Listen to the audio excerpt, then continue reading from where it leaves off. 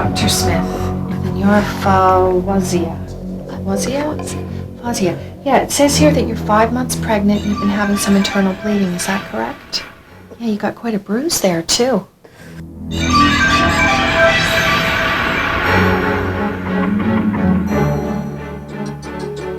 Would you mind lying down? I'd like to do a brief examination. Where to, sir? Downtown, driver. Okay. When was the last time you said you felt the baby move? This morning. How many weeks pregnant are you? About 21 weeks. When did the bleeding start? This morning. Why didn't you come to the hospital right away? I fell down and I was unconscious. Why are you hurting?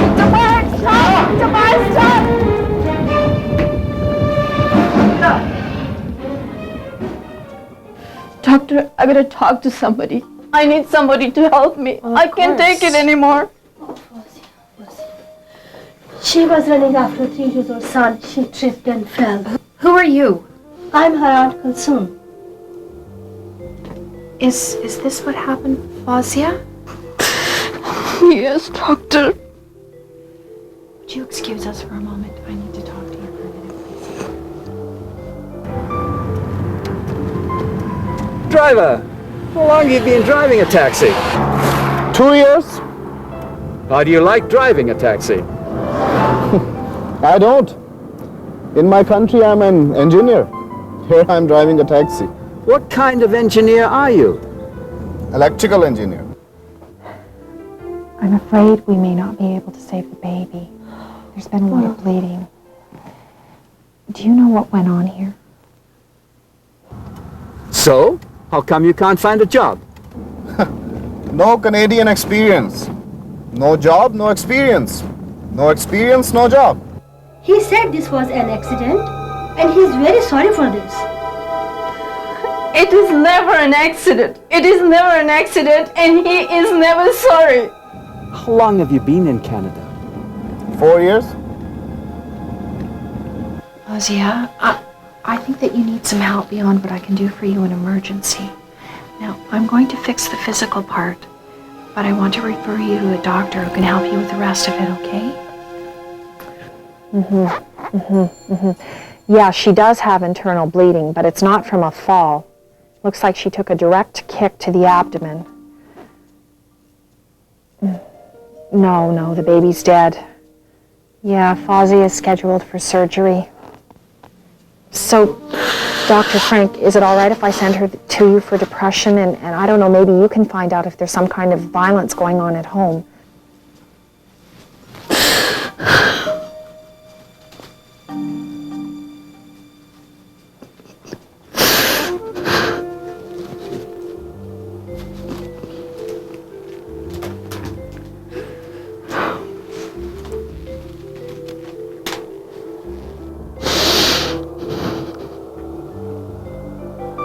Sorry, Fawzia. I lost my head. I promise I'll never do that again. Please.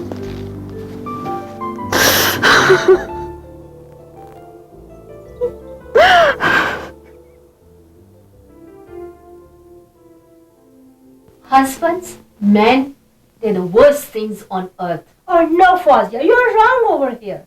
Husbands are majazi khuda, gods on earth. And we should obey them, or we will go to hell. And don't you think, Fawzia, that you can marry again if you will leave him? I don't care if I ever marry again. I don't care if I live or die.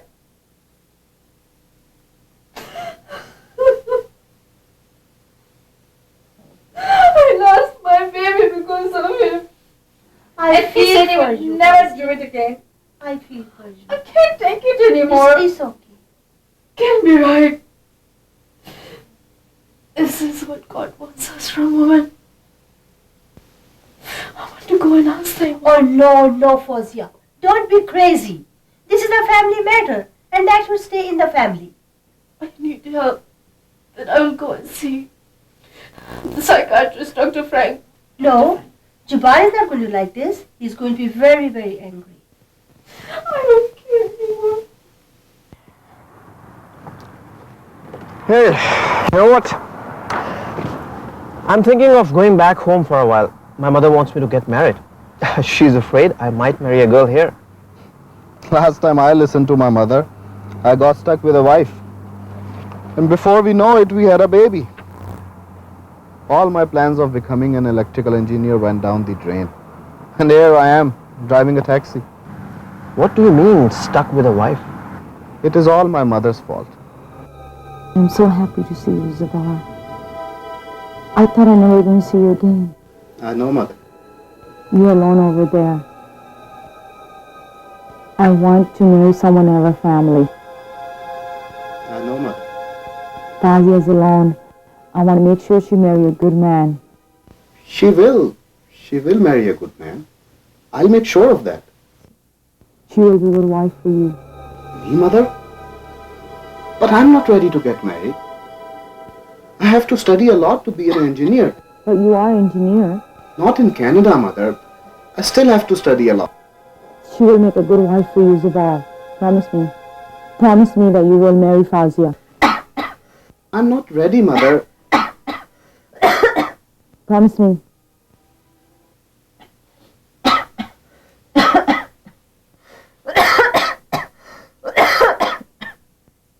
Promise me.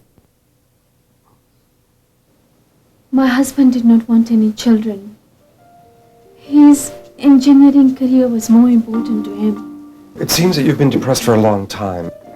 Was Jabbar abusive from the beginning? No, he was very kind and affectionate. Then I got pregnant, and he changed.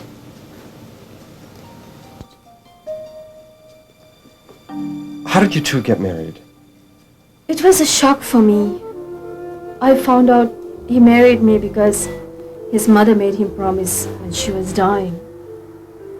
I was teaching Urdu in a high school in Pakistan, and I was totally happy with my life.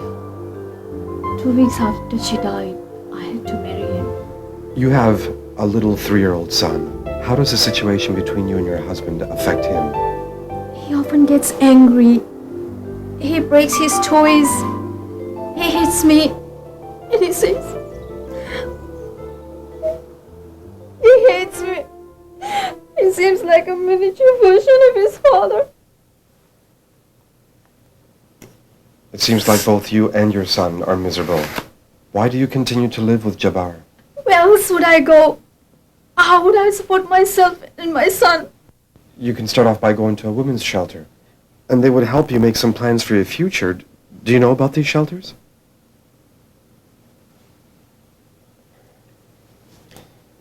Our social worker would discuss it with you and put you in touch with a shelter. How dare you go to see that man without asking me first? You continue to disobey me. It is true you women can't be trusted. That is why God made you women less than a man. I am your husband, and you will obey me. You are good for nothing, and you will burn in fire.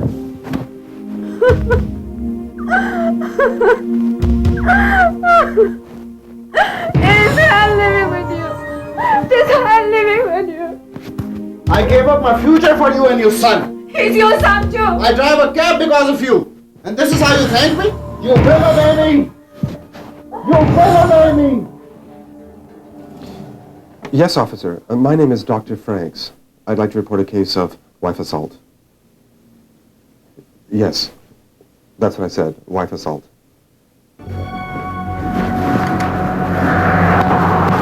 All right, sir, if you could just stand there for me, please. You understand you're under arrest for assault, do you? I want you to bring your hands back so the backs of your hands are together.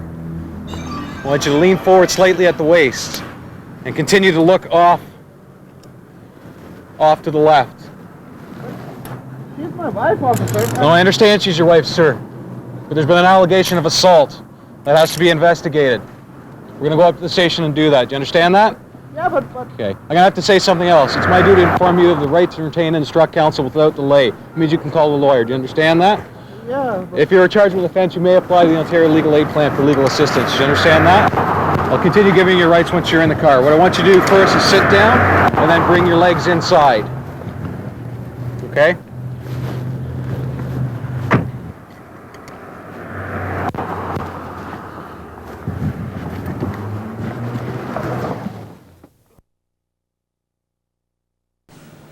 It's a very painful subject. It's a subject in which my community has to come in terms with.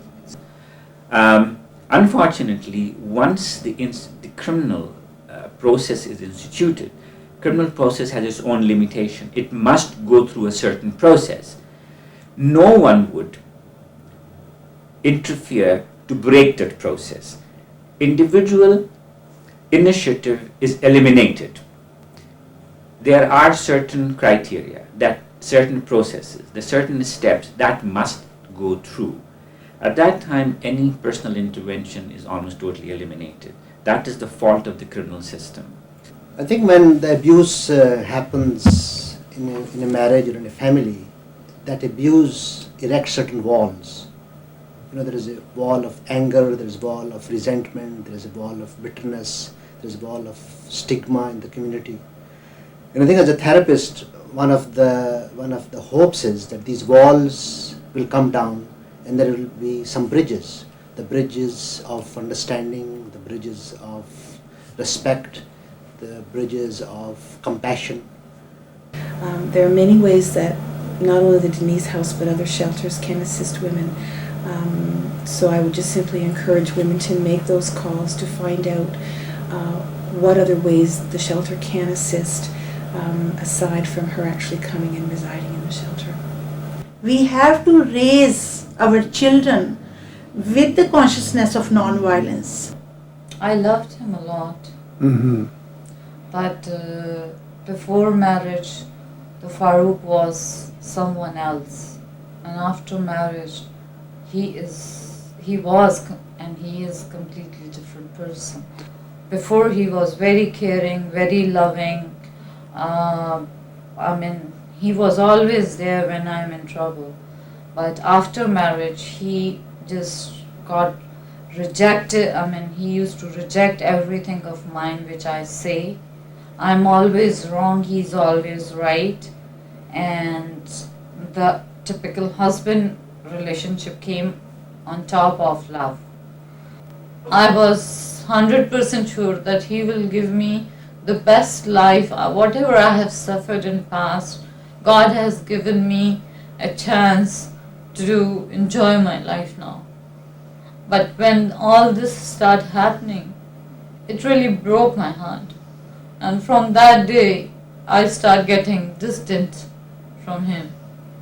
Day by day, it was increasing because what he used to do, the next day, he's normal. But the scar where I have is, he don't know.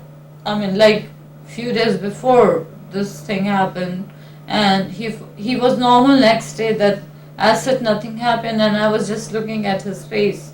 And he couldn't understand why I'm looking like that. Mm-hmm. So it hurts when you think that this person cannot do this thing to me. Cannot whatsoever. But when he did it, it killed me.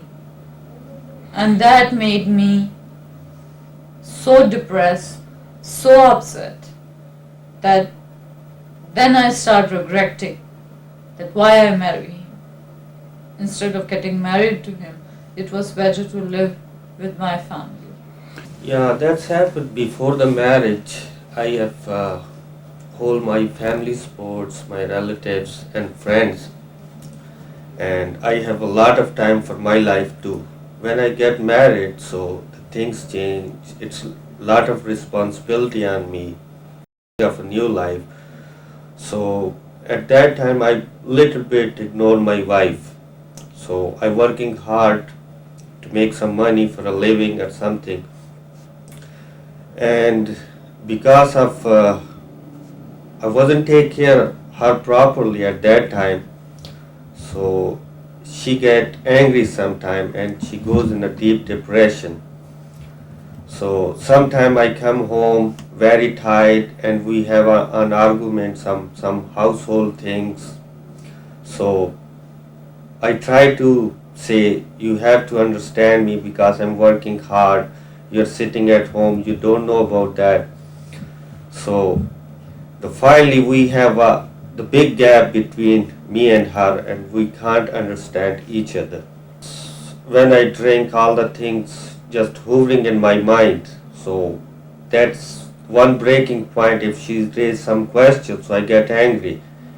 And usually sometime I can't control my temper. So we go in arguments. Finally it's go in a very bad shape. When she was in a depression, sometimes she used lot of medication.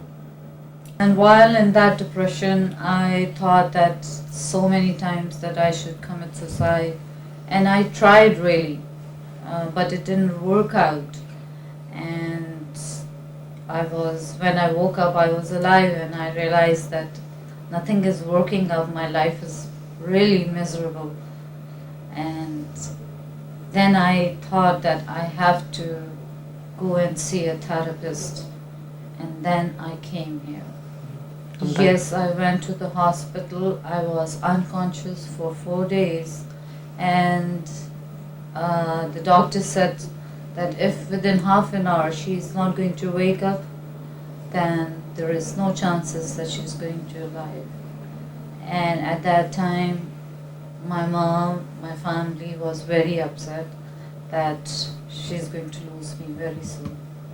But I woke up. In our society, man can hold everything. He's the boss at home. That was in my mind. So I was thinking on the same way. Whenever we make an argument, so I just tell my wife, okay, be away, listen to me. That's my way. I tell you, we're doing this and doing this. But this kind of attitudes, she got more depressed and she got more mentally, mentally upset. So I don't know about the much things over here. Finally she called the police on me, and at that time I know she have equal right like me. She can do whatever she want. If I'm doing anything bad to her, she have a right, she have a support by the laws and the society over here. It's not only a question of Islam, it's also a question of cultures. There's a lot of African nations, not necessarily Muslims, who are having the same problem. So the issue, period, say it's an Islamic Muslims having this particular problem. Most Africans are having to deal with this. So that's when she called the cops on me. So they arrest me, I go into the jail, I realize, I think about that's what my fault. So I don't understand my wife properly or give her a time. If a person is convicted, then he would have a criminal record. A conviction could be in the form of actual physical punishment, which could mean incarceration or spending time in jail, or it could be suspended sentence. In either instance, whether when a person is jailed or a suspended sentence, there is no doubt in my mind that in all of these cases, one of the first things that the judge would order would be what is known as a probation. A probation would range anywhere from or up to, I would say, 18 months to 2 years. The terms of the probation, of course, would be one of the statutory conditions which would set out that you keep the peace and be of good behavior, which means that you're not to violate any laws, and if you're indeed violate any other laws during that period of probation, you could be called back to the court and you could be punished for breach of probation. In addition to that, I would also expect that the judge would order that you would not contact the victim without the victim's permission. And the way that the practice of the court is currently developing, it would be contact only after written permission from the victim. That is the second condition that I would expect would happen. The third condition that I would expect that the court would order, which is again fairly conventional now, is that the person would attend counseling. The counseling would be of two kinds. One, of course, is counseling for violence or family counseling within the family environment, and also counseling for anger management. So these two types of counselings are popularly awarded by courts these days during the period of probation. For example, if they start a counseling program of 16 weeks, believe me, for 10 weeks at least, there can be a very strong denial of the whole problem. And we should never forget that this problem is a very deeply rooted problem in the general social psyche. It is the part of the same kind of psyche which is enforcing the violence in schools, which is enforcing very, very violent behaviors towards nature, it is all over the place. So expecting this, that within 16 weeks or 32 weeks, the men will be totally changed, or there will be a new non-violent man these programs can produce, is asking too much from these sessions. And the only thing which happens is that within these 16 weeks, either because of the, what you can say, because it is a commitment of time, money and energy, they have to come, they have to be present there, and then they have to go back to court with a letter from these institutions that they have done well. So they learn at least one thing, that if they do the same kind of thing again, they have to go through the mill of this whole hard work. So one thing is very clear, that at the end of 16 weeks, we find that these people will and definitely avoid physical assault again. But as far as the change in psyche, in violent consciousness, I doubt it, because there are many, many hindrances in that. It is true that this kind of problem is worldwide. It is not only to do with South Asian community or Egyptian community or white Canadians or this or that. It is across the globe. It is across the classes. It is across what you can say all educational backgrounds, whether there are people who are PhDs, their doctorates with them. There are people who have never gone to school. This whole consciousness of violence is rooted in culture. And what happens if I focus only South Asian men and then Muslim men, I personally feel that even to understand the negative impact of power and control, these two words, it becomes so difficult to get through, because they say, what do you mean by power? Man should be powerful. And what do you mean by control? If I cannot control my own family, how I am going to deal with the life? So their concepts are totally different than the concepts of counselors. The access of my community to most of the facilities or the programs by the federal government or the municipality governments are not there. And if they are there, our access is very limited. You can give the women a shelter, and the other problem is accessing the shelter itself. The demand is less. The demand for it,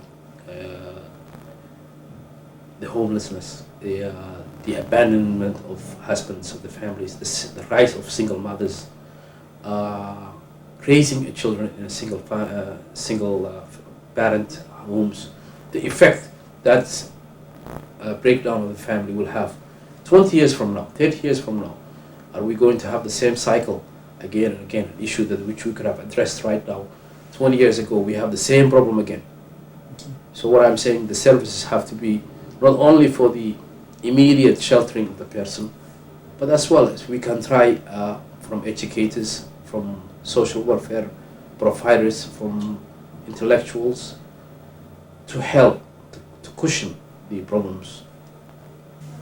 When the women come to stay in the shelter, the staff works with both the moms and the kids, if that's in fact who they have brought with them, to help them work out a plan for themselves. They've left their home, they're in the shelter. What now do they wish to do? Most shelters are short-term transitional shelters, meaning the families are there for approximately 6 to 8 weeks, sometimes not even that long.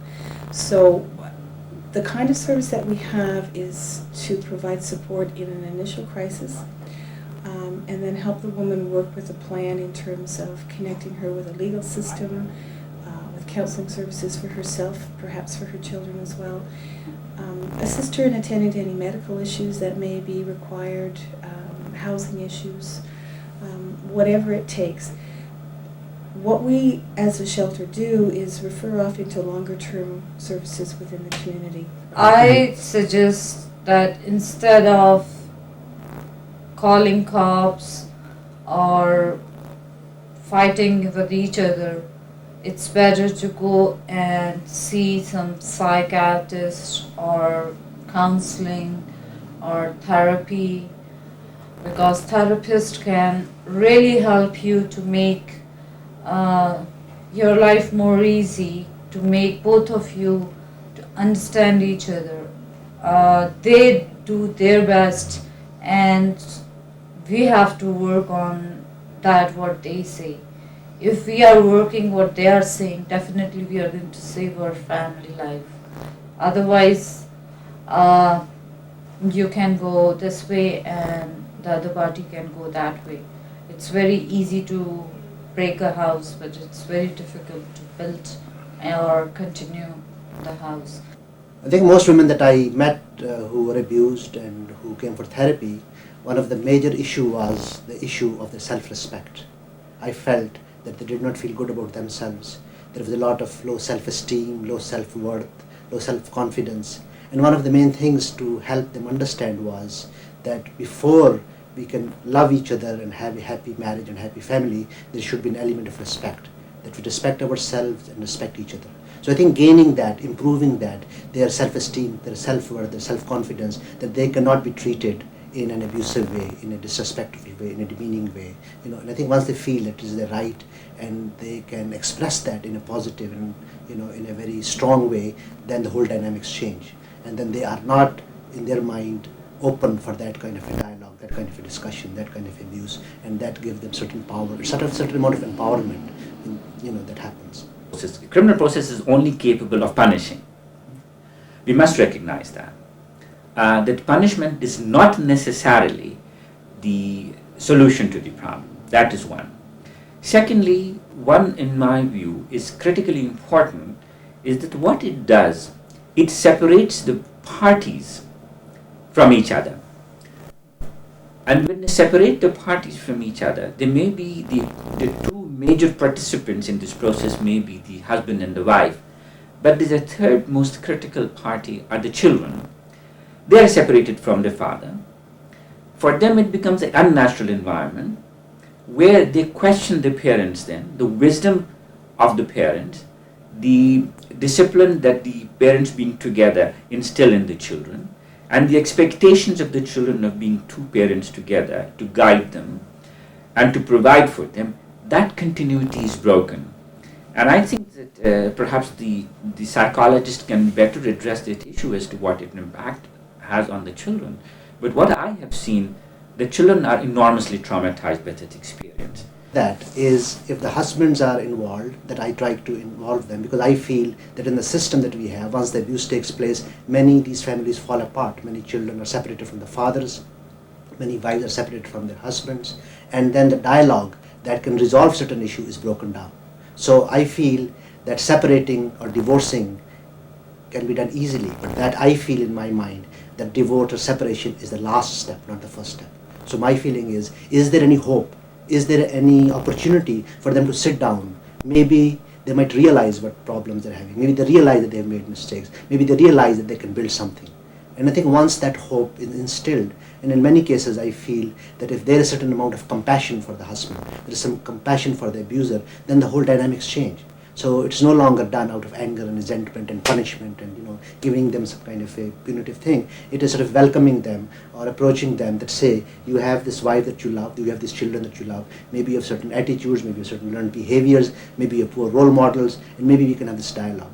And I feel very optimistic that way, that if both of them come together and have some kind of a therapy, sometimes they might even be separated physically, if wife is uncomfortable, she's not sure about that. But at least in the counseling session, we give them short sort of directions to approach their problems. And I think that the communication is at the center. The communication is broken down, and those two people who are very affectionate, very loving, very caring for each other have finally become sort of in some way enemies, and transforming them back of these enemies into lovers and friends and soulmates. I think that is a big struggle, and I think once they learn that they're able to resolve things, they're able to resolve conflicts, they're able to share their feelings, they're able to respect that, and I think once that happens, I always feel that if the marriage breaks down, that also is a very poor role model for the children. So if they could resolve, that also gives certain hope for the children that they can communicate better, they can resolve the issues better, and they can finally make a future for themselves. After all this situation, when I released from the jail, so I love my wife, so I don't want to break this relationship, my marriage. So I go for a counseling and I see my doctor. I was angry because of all these things, why she called police on me, I go to the jail and such thing.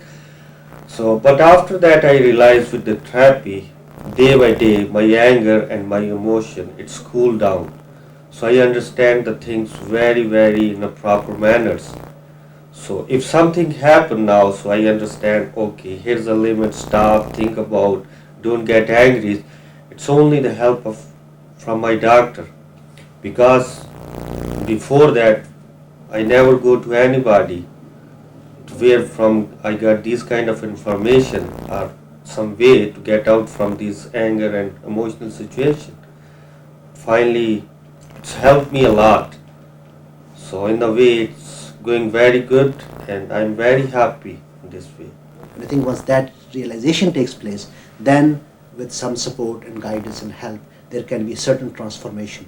So it is not, I think, just a matter of behavior. It is not just not hitting somebody. It is an inner transformation. And many of these programs, whether they are social services, whether they are therapeutic, only focus on the behavior. And I think you can control the behavior, but the matter is here is, or the matter of the heart is to change the heart, and it's not easy. But I feel that I've seen enough people change their hearts, that they learn that compassion, they learn that kindness, and then whatever they have gone through, being the stigma, being embarrassed, being ashamed, being going to the jail, being whatever, finally they see that that was a painful, that was a difficult experience, but a lot good, a lot of compassion, a lot of kindness, a lot of warmth came out of it. So it does not remain just a clinical problem, it becomes a problem of human condition, and couples or families, finally sort of go over that, so I think if the therapy and the support is right, that breakdown can be turned into a breakthrough. Well, now I am almost, you can say, 80% very alive person. I would like to, before I didn't even want to wash my face. Now I would like to dress up, I would like to go for work. I'm working voluntarily, as my psychiatrist told me, to make myself busy, and it really worked for me. That I am working voluntarily, and I think that this change has given me, like, I have a new life now. I'm reborn. You can say that. Otherwise, if I would have been left in the same situation for a month or so more, I would have been dead. One of the things that I share with these couples is that they can end the relationship anytime.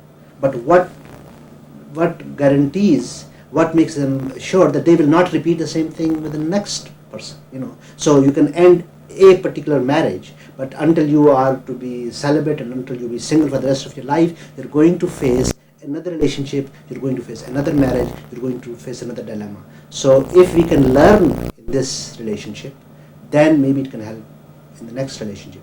I sometimes even suggest separation counseling, that even if they've decided not to live together, still they understand what went wrong, why the positive, the affectionate, the kind feelings turned into this resentment and anger and this sort of a dark side. And even if they understand that, they can leave the marriage, they can leave the relationship on neutral grounds, so that they don't repeat the same thing in the next relationship. They don't carry the baggage, they don't carry their sort of the unresolved issues to the next relationship. And in that way, there is a certain kind of a resolution, and they come to some peaceful terms that I hope that even if they separate, they end the relationship, that there is not that hostility, because sometimes they have to meet at the weddings of the children, they might meet on the children's graduation, So I think that whole emphasis that I feel is not only clinical, it is also more educational. Education for the couple, education for the children, education for the family. And I even invite the children, sometimes they're very angry, they side with one parent or the other, and help them express that anger, help them, sort that out.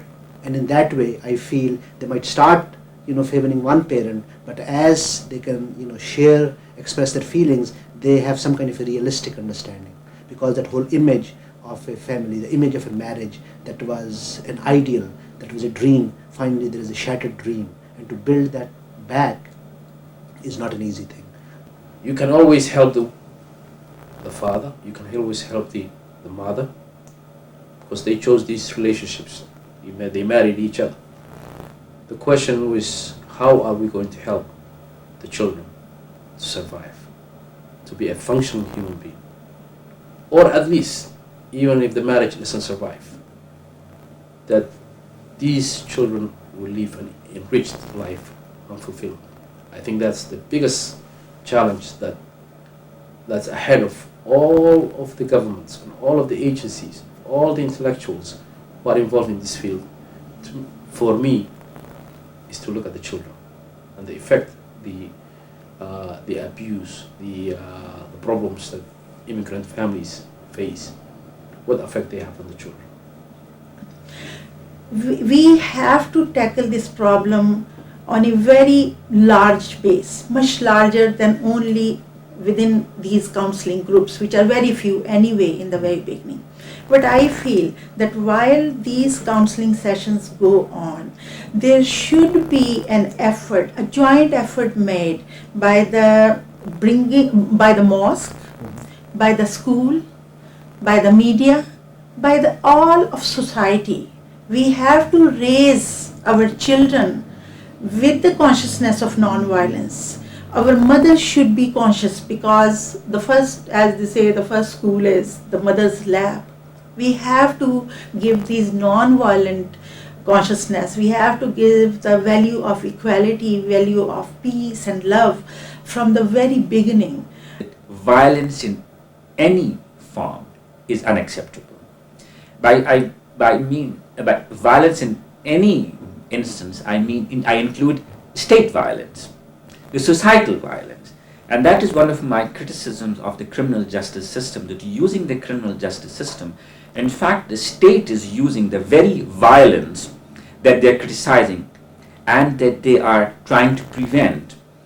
So in that sense, violence not only in the family is totally unacceptable, be it in the parent-child relationship or in the spousal relationship, but in the same instance, the violence that the state metes out is also, in my view, unacceptable in a domestic environment. You must have, many of us have seen this most recent report they did a study of the children as to what is the thing which is of the greatest priority to them. And the unanimous and the highest priority that the children have placed is in the family. And that itself is indicative of what is dear to them. And by using the criminal process, you are in fact fracturing that dearest element in a child's life, that he doesn't want the family to be broken. And what is the criminal justice system doing? It's breaking the very family. In my view, that's an element of violence. I am optimistic. I feel that there is more consciousness on different level of society, even in our own South Asian society here. There's a lot of consciousness, and there's a lot of support coming, not only from women's sector but also from educated male support is coming. I find more and more men supporting non-violence towards women, because this is a kind of social problems which is developed because of a, what you can say, patriarchal society which is thousands of years old. So it will take some time, because the social changes, they take some time. It is a process, and I think we are going in a positive direction.